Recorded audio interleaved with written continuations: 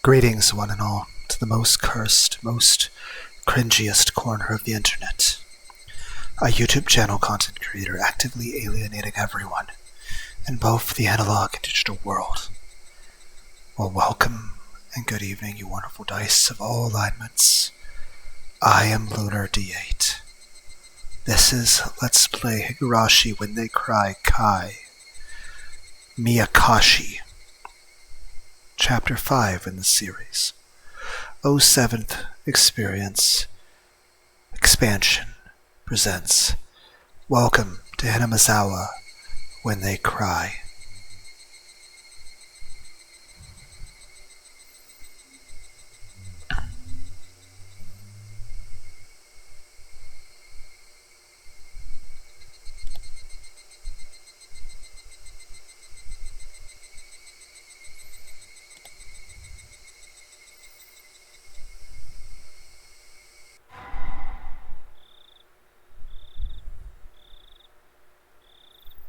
Meakashi, beloved cutthroat, eye-opening chapter. Welcome to the world of Higurashi When They Cry Kai. We've finally reached the halfway point. From the viewpoint of the protagonist, try to find the truth behind the tragedy that unfolds. The difficulty is very high. It won't be easy to comprehend the motive of the perpetrator.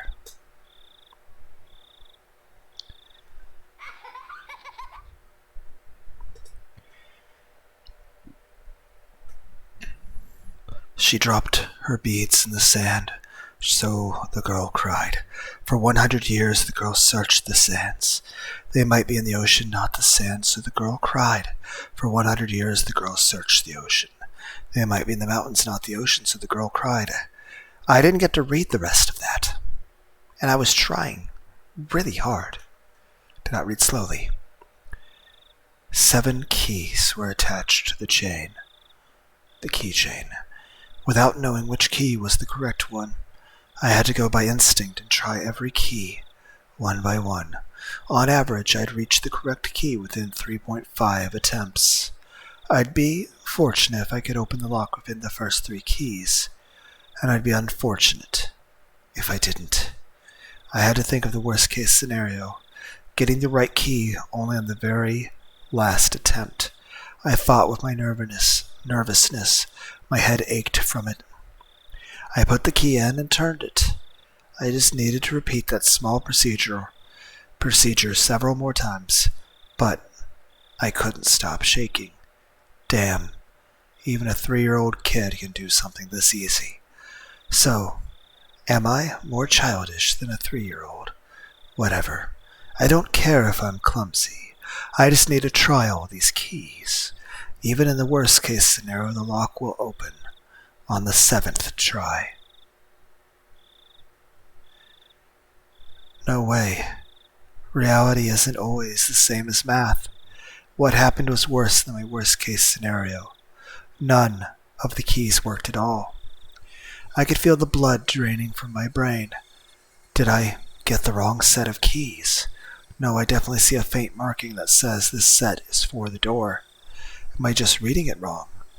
Should I go back to the key cabinet to look for the right one? That would mean a great loss of time.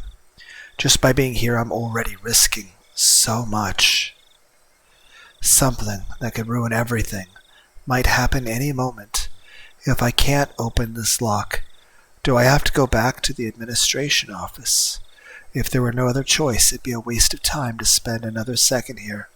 The administration office wouldn't necessarily be empty at this time. Somebody might come in. I won't be able to look for the right key if that happens. I stood up quickly, as if electrified. I was almost in a panic and so felt the urge to move. My instinct pushed me. I have to go back there as quickly as possible. It's dangerous to be here, and it's also dangerous if somebody comes into the administration office. I cooled my head, making it as chilly as possible, to repress my fear. Calm down, Shion. Mion wouldn't panic in this situation. Maybe I'm just mistaken. Why don't I try the keys one more time? The next moment, I felt a faint vibration in the air. Somebody was walking somewhere in the hallway. If it were a normal situation, I would have known I wouldn't run into them since the footsteps were very far away. But at the time, I couldn't think calmly. Ah, shit. Why am I panicking this much just because of footsteps? Calm down.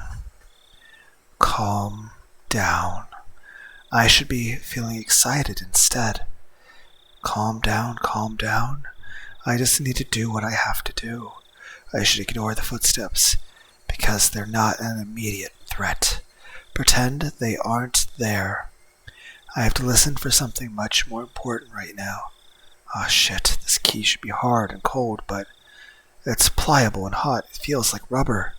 How could I stick this into the keyhole? Shit. It wasn't the key that was pliable. It's my fingers that were limp. Ah, shit. The key sprung out of my hand and fell to the floor. It shouldn't have made any sound because it was so pliable, but it made a tremendous metal noise as if somebody pushed over a cupboard. Cling! The sound almost stopped my heart. I felt dizzy for a while. I looked around afterwards to carefully see if I caused any disturbance to the surroundings. Calm down. Calm down. Nothing's changed. I don't hear anything. So, am I safe? Calm down. Calm down. Wait. I don't hear anything? What about those footsteps in the distance? Calm down. Are they looking for me after they notice the sound? Oh, shit. What is that sound I'm hearing? Is it my sweat dripping on the floor? Shut up. How could I hear the sound of my sweat? Calm down. Calm the fuck down. I have to clarify. This isn't a prison or a detention center. It's a private school. Not a normal one, though. It costs a fortune just to get in. It's a boarding school that provides education from elementary school to university. Being for girls only rather than a school, you could say it's a factory that manufactures ladies. Some of my classmates here have never even used public transportation. Really, it isn't normal. To me, saying, "How nice to see you," instead of just "hi," is already insane.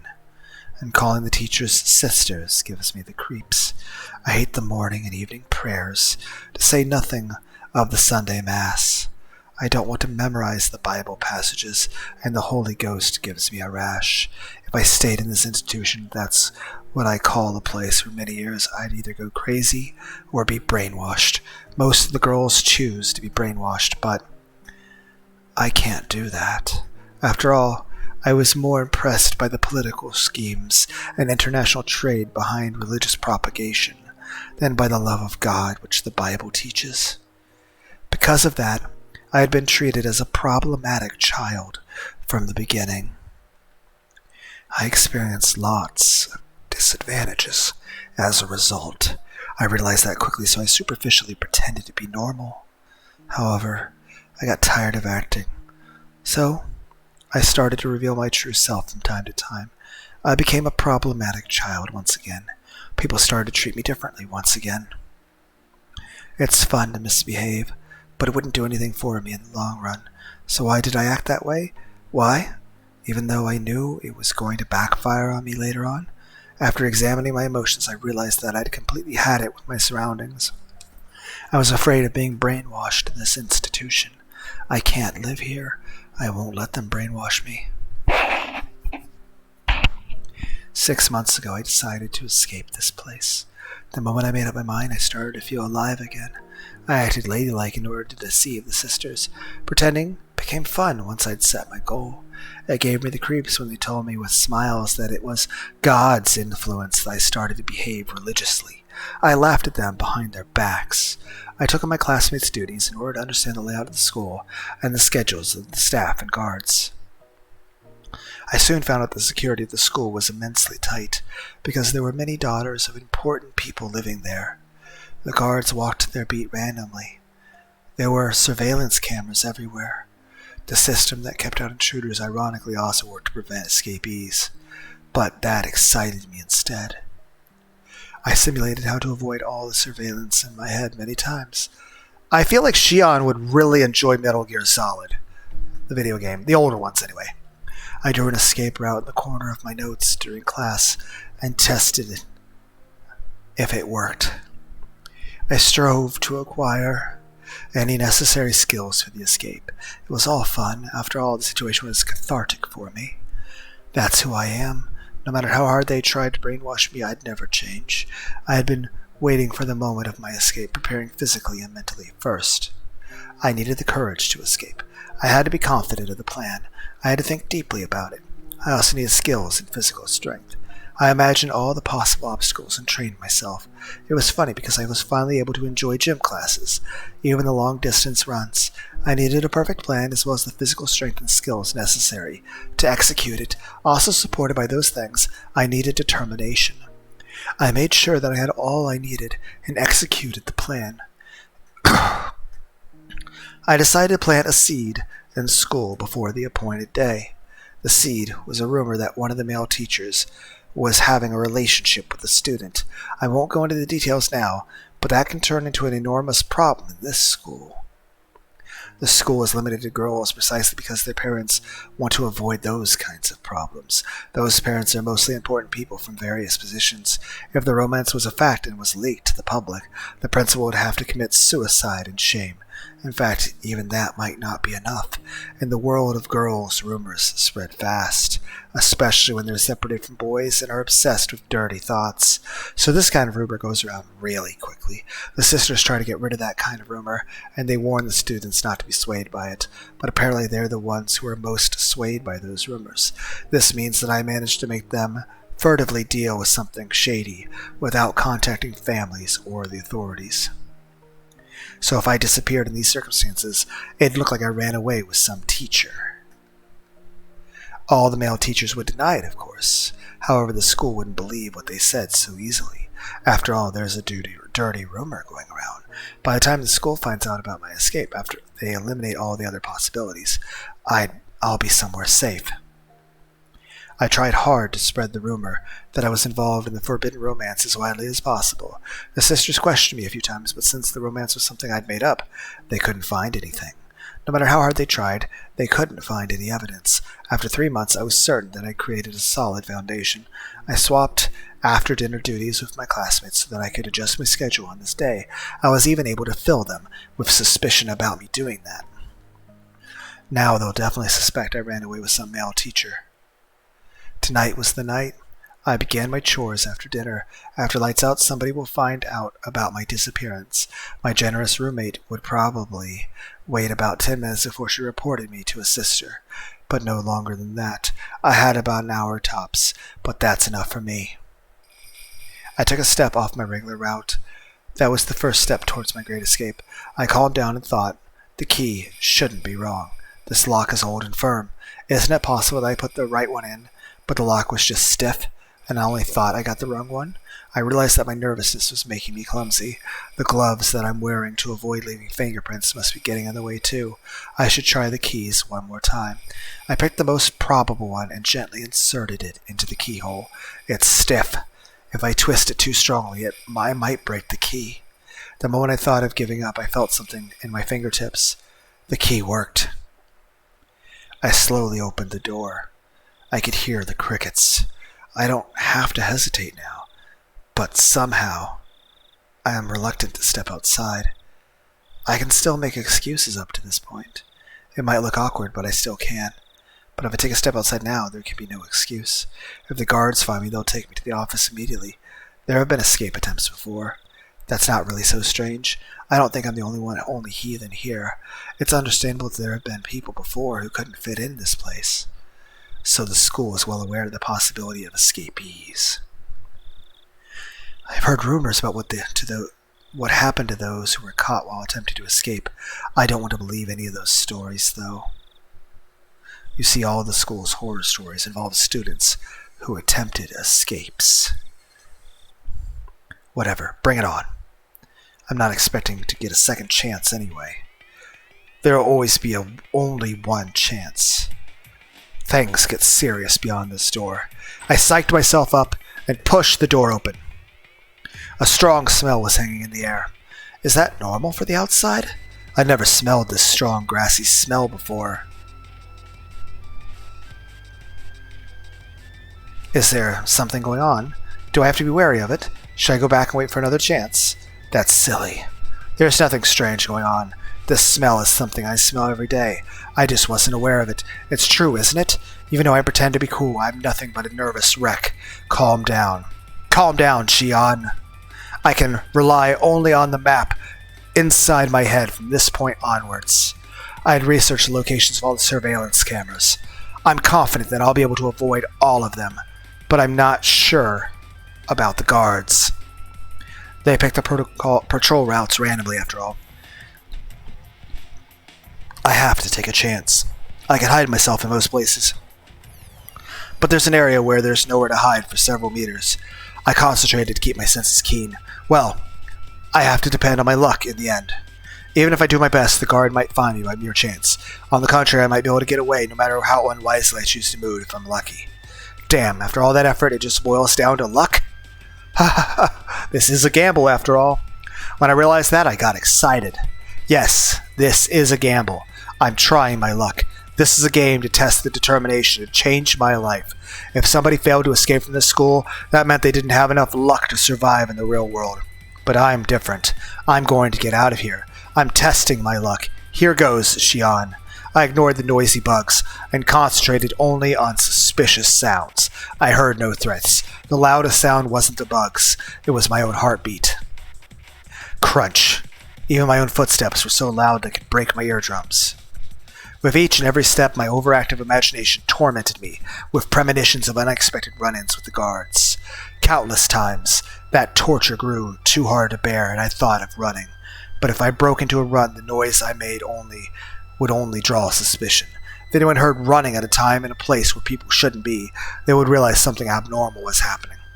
But if the footsteps they heard were just walking, then they'd likely think nothing of it. Of course, I don't plan on even letting them hear those footsteps. I tried to extend my senses to get as much information as possible. I didn't sense anyone's presence. I might have felt safer if I heard a guard in the distance. I'm worried that my senses might not be keen enough to detect everything. Somebody might be right behind me without me being aware of it. I didn't want to make any noise, so I stopped from time to time. It's like I'm constantly fidgeting, to stop or to run. Something within me urged me to choose from either one. I can't choose to stop. I have to keep going quickly and stealthily. I'm already risking so much just by being here. Running, of course, would be absurd. I know that. The urge to run continued to bug me. My head was filled with those thoughts as I went through the dangerous territory. I succeed in passing through without running at anybody. I couldn't help but sit for a moment and exhale the rotten air from my lungs. My negative thoughts vanished quickly. Just a little bit more to go. Just a little more. Just through that bush over there and the fence that separates this place from the outside world. Once again, I strongly felt the urge to run. I suppressed that desire and carefully tackled the final step. The beautiful-looking fence didn't seem designed to prevent escapes. While I was worried that somebody might see me climbing up the fence, it fortunately didn't happen. It's even possible that this fence might have a touch sensor. It's too late now. It doesn't mean anything now, since I'm already climbing up. From the top, the fence seemed about 7 feet high. I have to go down carefully, just like when I climbed up. I knew that logically, but I couldn't think that way anymore. I chose to jump off with no hesitation. Of course, I regretted my decision during the fall. I got scared because the flight was longer than I expected. I didn't land beautifully. I fell onto my butt. But there was nobody around to laugh, and I didn't have time to be embarrassed. I looked around to see if anybody heard my landing. Even the crickets weren't interested in the sound I'd made. I felt relieved. I looked at my watch. 5 minutes till 8 p.m. It was just a 15-minute escape. Putting a number to it really made it obvious how short it had been. Looking back, most of the time I was just asking myself questions and hesitating. I guess I worried too much. But I can't be too relaxed just yet. There's no guarantee that I fooled all the cameras. This place isn't a bank. There won't be a fire alarm going off even if the guards did see me. It's possible they're rushing this way right now. I can't enjoy the air of freedom yet. I hid myself in the darkness and waited. There's still time left until the rendezvous.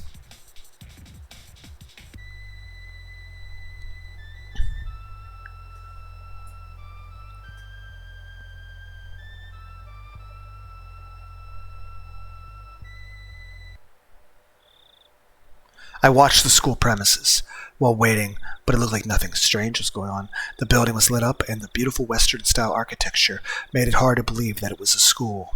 It should be armed with electrifying wires, searchlights, and guard dogs like the prison it is. I thought I'd experience a surge of school memories in a situation like this, but it didn't happen. That sort of thing only happens when you have good memories. I have no good memories of this school, so there's nothing to remember. But if I could pick a series of images to recall, it'd be the luxurious dinners we had every night. So my memories would be nothing but international cuisine, Japanese, Chinese, French, and so on. What the hell? That's just too funny. I burst into laughter. At that point, I heard a car approaching. I crouched into the darkness. The plate number is the same as I was expecting. That's the car. I jumped out and rushed to the passenger side, then opened the door and got in. Nice to see you, Shion-san. The driver was a man of early old age. He'd be angry if he heard me say that, though. He thinks he's still middle-aged. He looked at my face and learned that I succeeded. He smiled. Ah, the air feels so fresh I want to eat a burger for a start. Ah, I heard they serve excellent food in the school, but I suppose you were served nothing but gruel, eh?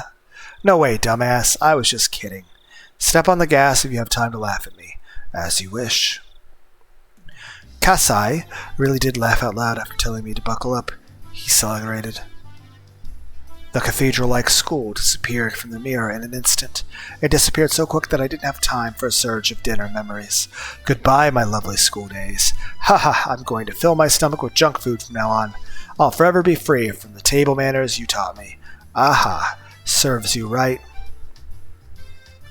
As we drove, the scenery began to change. Soon we were surrounded by vast fields of crops and few streetlights. It reminded me that this was just the countryside of Japan, not Europe. Are you hungry? Would you like me to stop somewhere to eat? That's okay. I already ate. I lied.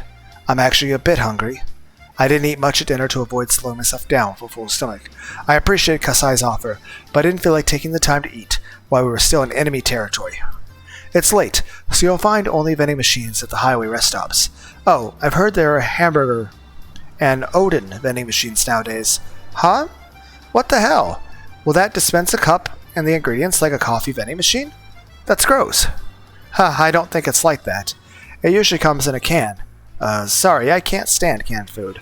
Still? I thought you might have grown out of it. I haven't because I can't. Shut up. Why are you laughing? Kasai chuckled. He must have been trying to help me relax. He isn't usually so talkative. I'm exhausted. I'm going to get some sleep. How do I recline this? Look for the lever on the lower left part of the seat. Can you find it? Oh, here it is. Here I go. Kasai laughed again. Did I do something funny? No. It's just that the way you talked sounded like Mion-san. Well, obviously, Mia and I are identical twins. We're perfect copies of each other. When I react to something, so will Mion. When Mion reacts to something in a certain situation, I'll react the same way. How's Sis? I believe she's fine. I only see her when I bring your father to the family councils. That's right. She doesn't live in our parents' home anymore. She's living with the hag in Hinamizawa now, isn't she? She moved into the main house around the same time you started going to that school. I responded with disinterest, even though I was the one to ask about her in the first place. The main house is where Oryu, the current leader of the Sonazaki family, lives. That's my grandma, who I call a hag. But when we use the phrase the main house, that usually means more than just a dwelling. What Kasai refers to is the same thing. Did she change? You mean Mion-san? Yeah. I think she has to have changed if she's living so closely with the hag. Kasai chuckled yet again. He knows I hate my grandma. I haven't noticed any changes. She's still the same. The Mion-san you know. What about me? Did I change? No, not at all. Kasai responded quickly with a smirk. I haven't seen him for a while, though. It's not fun if he answers this quickly. I glared at him, and then he burst out laughing. Ha ha ha! You haven't changed at all. That's the admirable, since you've been in such a strict school for so long. Damn it! Laugh as much as you want. I'm going to sleep. There's a blanket in the back. Please make use of it. Thanks. I grabbed the blanket and rolled it up in it. I'm exhausted, but I can't go to sleep. It's strange. Or maybe not. I must be tired from the escape. It's just that I'm still feeling tense. So I have to declare it once again, if only to calm myself. I'm sleeping. I totally am. Alright, it's the third time you said that. Do I have to give you permission to sleep? You're talking too much. I can't go to sleep if you don't quiet down. I apologize, Princess. I'll keep quiet now. This interaction with Kasai reminded me of the old peaceful days in Okonomiya. Well, I don't really know if I can call those days peaceful. We were in the middle of the dam protests back then, after all. We all united together, and now that I think about it, we pulled a lot of pretty dangerous stunts. If the authorities ever found out what I did, I'd never escape going to juvie. Well, at least half the people in Hinamizawa would be off to prison. We didn't think of them as criminal acts, though. It was a war. It might also have been a festival. A festival where every person in Hinamizawa joined together in protest. It was a struggle, but it was also fun. It was fun to throw stones at the SWAT team with everybody. We hid ourselves in somebody's home when they chased after us. We'd even go crowd around the police station demanding the release of our arrested comrades. When we snuck into the construction site and sabotaged it, it felt like more we were playing at war than conducting one. I got so excited back then, I felt united with my fellow members, even though we were strangers to me. And that memory warms my heart. Yes, the way it felt back then was like helping everyone to carry a sacred palanquin through this village, getting all sweaty and exhausted together. That is an old word. It's those little mobile throne chairs that you carry like a royal person on. It's also could also be considered a form of a taxi. Just slow.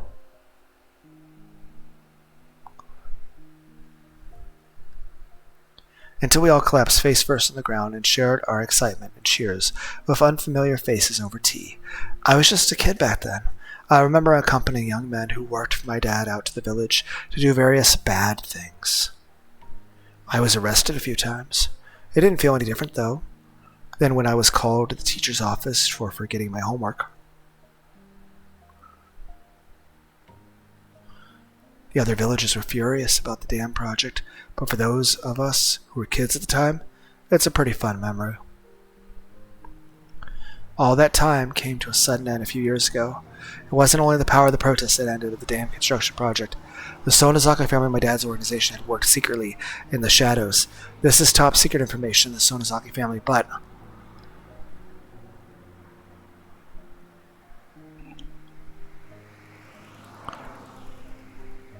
it said they may or may not have kidnapped the Minister of Construction's grandson in order to blackmail him. The grandson was found a few days after the abduction. He was found in the mountains of Yogoichi. He didn't simply disappear, and he wasn't demoned away. That means some kind of deal was made secretly. A year after that, the dam construction plan was halted indefinitely. The police suspected the villagers' involvement and investigated, but they couldn't find any leads. The villagers never betrayed each other. They'd do anything to protect their fellow man. They fabricated fake alibis and fake evidence. It was easy to deceive the police. Gah. The car suddenly shook, snapping me out of it. It must have run over a bump or something. I suddenly realized my expression was a very happy one for some reason.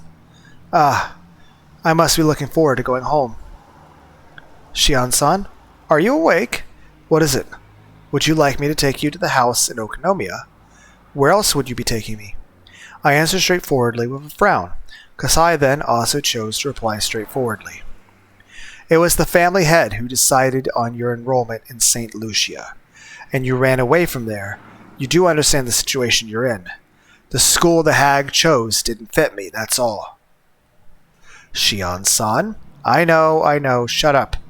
As the head of the Sonazaki family, the hag's decisions are absolute. They're nothing like, say, the 3-second rule. Worse, the decision to confine me to an academy far away from the Sonazaki family was made before I was even born. Shion was the name they gave me. My sister Mion has a character that means demon in her name. That was to signify that she was the successor of demons. In other words, she would be the successor of the Sonazaki family and its demonic bloodline. My name Shion has a character which means temple in it, which means that I was destined to take the veil and be confined in a temple. Thinking of that reminds me how much I hate this name of mine. For starters, the person known as Shion is an abominable being to the Sonazaki family, because it meant the family had 2 heirs. I don't have to cite the countless historical examples to explain.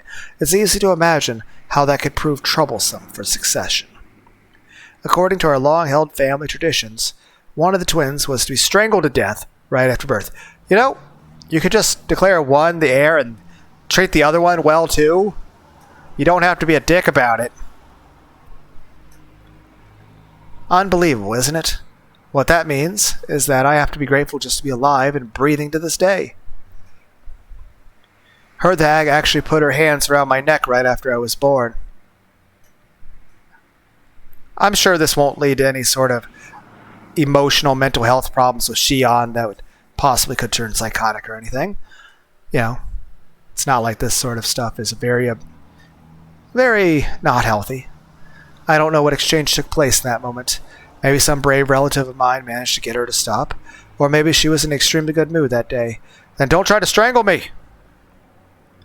We're twins. There are no apparent differences between us, but the first one out of my mom's stomach was Mion, and the second one drew the short straw, got named Shion. Everyone else was desperate to tell us apart, but we sisters just found that awfully ridiculous. There wasn't any difference between us. No one could tell us apart, even if we were swapped hats. Here's the question. What if you guys did get swapped at some point when you guys were still too young to know each other's names? Like when you guys were toddlers. So that, what if you really were the first one born, Shion? We wondered why all the grown-ups were trying to see the differences. Well, our fun as twins didn't last forever. One day they created an undeniable clear distinction between Mion and Shion.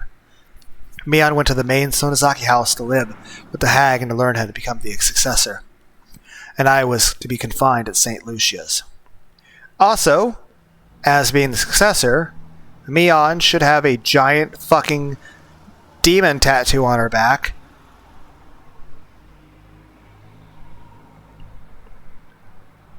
I have no objections to Sis's inheritance. I used to be jealous, but now I feel that having to learn about and follow the traditions would just make me tired. I even feel sorry for Mion. So I'm not going to be a threat to the family even if I'm back in Okonomiya. But the hag doesn't seem to think that way. She thinks of me as some kind of evil omen. That's why she wanted to keep me away from her. That doesn't matter to me. I don't want to see her face either. Either. Which one do you guys use? I don't care if she doesn't allow me to enter Hinamizawa. She can charge me 10,000 yen per step I take there. But I want her to let me live in Okonomiya where I grew up. When I was little, I was in Hinamizawa, but I don't remember it much, and I'm not very attached to it. I do have good memories of elementary school days in Okonomiya. The town isn't very sophisticated, but I kind of like it there. If you go back to Okonomiya, somebody from the family will notice you, and then they'll report you to the main house. Are you worried the hag will hear about me? Ha ha ha, that might be a problem. I hope you understand the situation. What, Kasai, are you telling me to go back to that awful place? No, I'm not. What I'm trying to say is, you want me to know whether I'm prepared or not. I just hope you understand what might happen. Well, I know what you mean. You'll be held responsible to help me escape if things go bad, right? You should caress your pinky finger while you can, Kasai, before they take it away from you. Heh. You should look forward to being rolled up in a futon mat and thrown into the Onokafushi swamp in that case. Maybe they'll send you to the torture room in the garden. Heard there's a big torture room in the main Sonazaki house. I've never seen it, though. I heard they used to torture and kill the enemies of the village in there. It's just awful, really. I hope I don't end up as a victim of that place. Okay. It's kind of ironic given game 2, where Mion locked Shion in a dungeon and murdered everyone else. Okay. Everything's going to be alright. Quick summary of the previous games. Game 1. Keiichi went peanut butter jelly time on Mion and Rena. Game 2. Mion was upset that I didn't give her a stuffed animal, so she murdered everyone.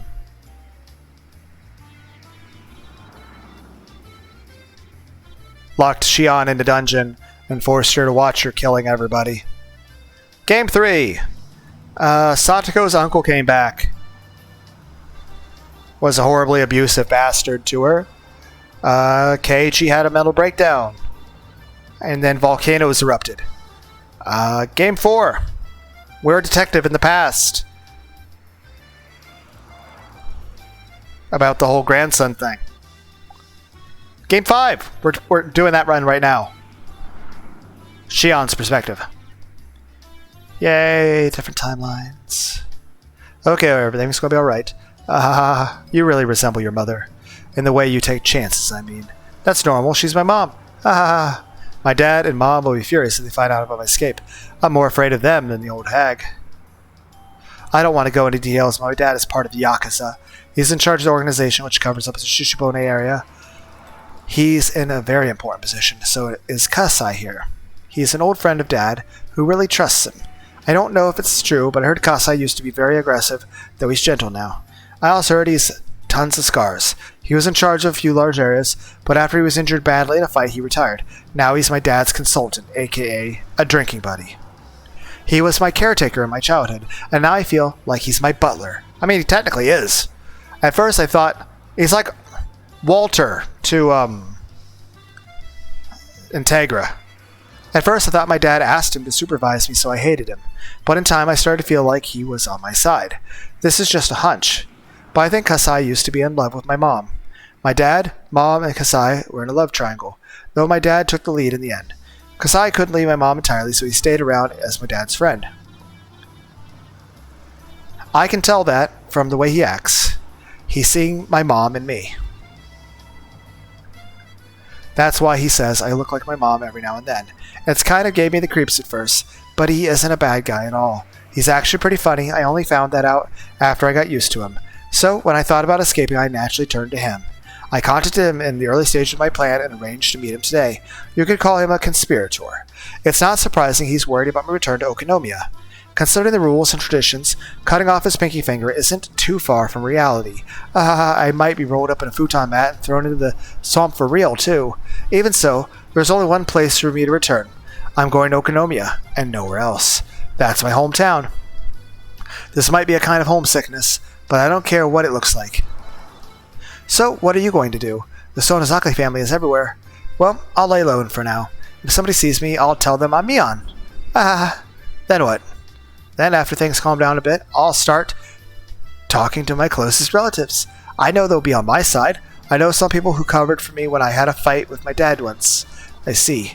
You're trying to create a fate accompli so that the Sonazaki main house will have to accept you later on. I actually am not familiar with this term.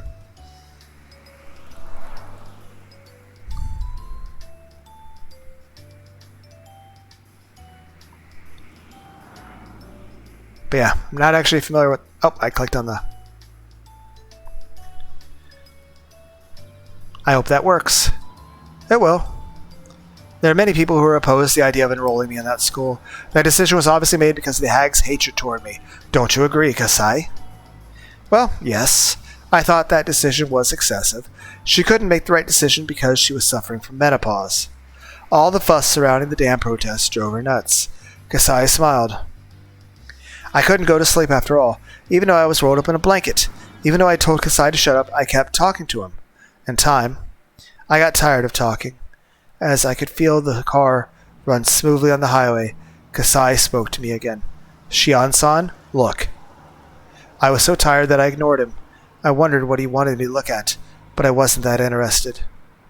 Yet I opened my eyes slightly and saw a sign quickly passed by. Kasai probably wanted me to see that sign.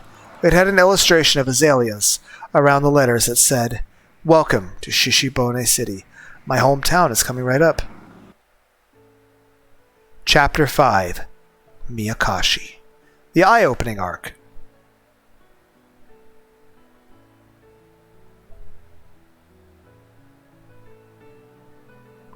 Shion Sonazaki. The first 3 games are all from Keiichi Mabura's point of view. Keiichi Mabura, Rena Ryuga, Mion Sonazaki, Satoko Ojo, Erika Furude. Game 4 was from Mamoru Akasaka's viewpoint. He is a police detective. This one is from Shion's point of view. Satoshi Hojo, Jiro Toмотaki, Kyosuke Ire, Rumika Chie, Kararoshi, Miyotakano, Kasai, and Akane Sonazaki. Higurashi When They Cry, Kai.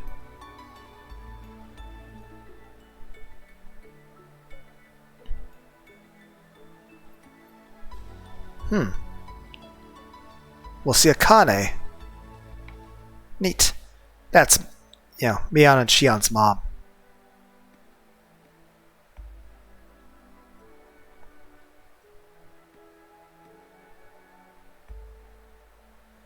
You've received a new tip. The notebook's beginning. Also, it looks like we'll get to see Satoshi, maybe. Broke out of a prison. Goodbye, sister. View new tips.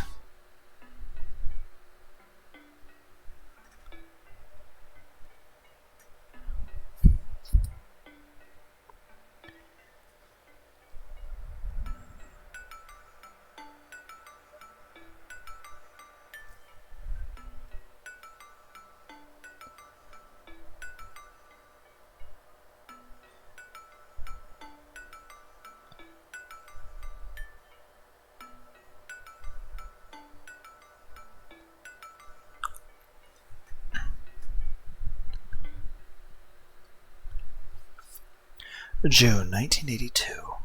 Satoshi Hojo disappeared several days after the Tanagashi festival. There were 3 possible reasons for his disappearance. One possibility is that it was an accident. Dead bodies sometimes end up in irrigation channels a few months after hit-and-run accidents. But since the police did a thorough search of the area and hadn't found his body, this possibility seems small. The second possibility is a self-motivated disappearance. Satoshi-kun had been living in dire circumstances. His close friends actually hurt him, imply he might run away. The police thought he skipped town after killing his aunt. That seemed plausible considering the aspect, but the police arrested another person for the murder, so this hypothesis must also be considered false. The last possibility is that he was involved in the series of mysterious deaths in Hinamizawa. It's also called the curse of Oyashiro-sama. He fell victim to it and disappeared. Unless Oyashiro-sama's occult power is actually verified, this curse must be the act of humans. It's only natural to assume that Satoshi-kun was made to disappear by someone's will. So the question is, whose? The possibilities are quite limited.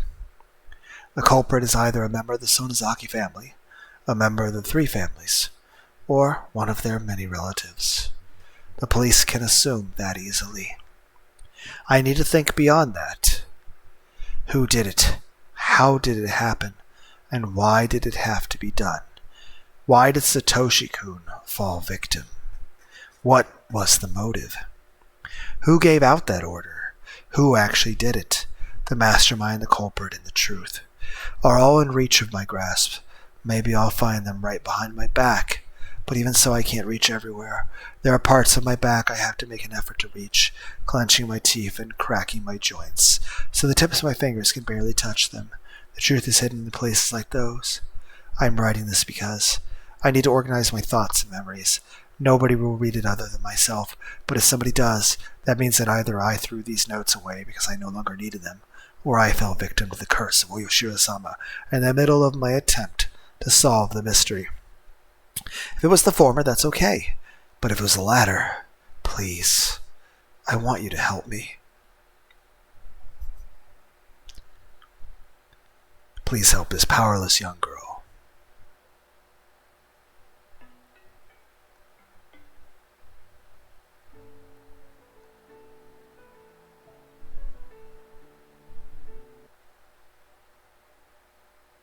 A.D. 1982. The 5th year of the series Mysterious Deaths in Him is also known as Oishiro-sama's curse. 1 year to Keiichi Mabura's transfer. I didn't hear a wake-up chime. I'm not in school anymore. My brain is half asleep, but I'm aware of that. Waking up at the same time as the chime would go off to school doesn't feel good. I can't go back to sleep after this. Still, I'm not going to live a torturous school life anymore. I can make today either happy or boring. It's up to me. Yay, that's really positive. I feel like I'm alive for the first time in a while. I didn't have any other clothes, so I was still wearing the school track uniform. It's supposed to have been designed by some famous Italian person, but it just looks plain to me. It really doesn't feel great to still be in clothes from that school. I want to enjoy my freedom as soon as possible. I especially don't want to walk around outside wearing it. I should have Kasai bring me some new clothes later on, and I should think of redecorating this room. After all, this is going to be my castle from now on. This is a room in a gorgeous apartment building in the suburbs of Okinomiya. The property is one a realtor in my dad's conglomerate obtained after a foreclosure due to some sort of dispute. Most of the residents moved out during that, so while there are plenty of rooms, it's a lonely complex that feels devoid of people. Plus, with the exception of the manager and a scant 1 or 2 others, all the residents are shady-looking people connected to my dad. It probably won't be much longer before the virtuous residents are driven out. The apartment I'm living in used to be the room they'd use for viewings, so it looks like a room in a business hotel. It's fully furnished but lacking in daily necessities. I'll buy those things over time, though. It's better that way anyway. It'll make it feel more like my own room. I nodded to myself. It might have looked stupid, but it helped psych me up. I used to have a TV exactly like that. At the school, there was a TV only in the common room, and we weren't allowed to watch any cable channels. I zapped through all those channels as a form of emancipation. It was early in the morning, so nothing interesting was on, but I enjoyed it anyways. Commercials are fun to watch. Kasai dropped by with lunch right away when I started to feel hungry. Good morning, Shion-san.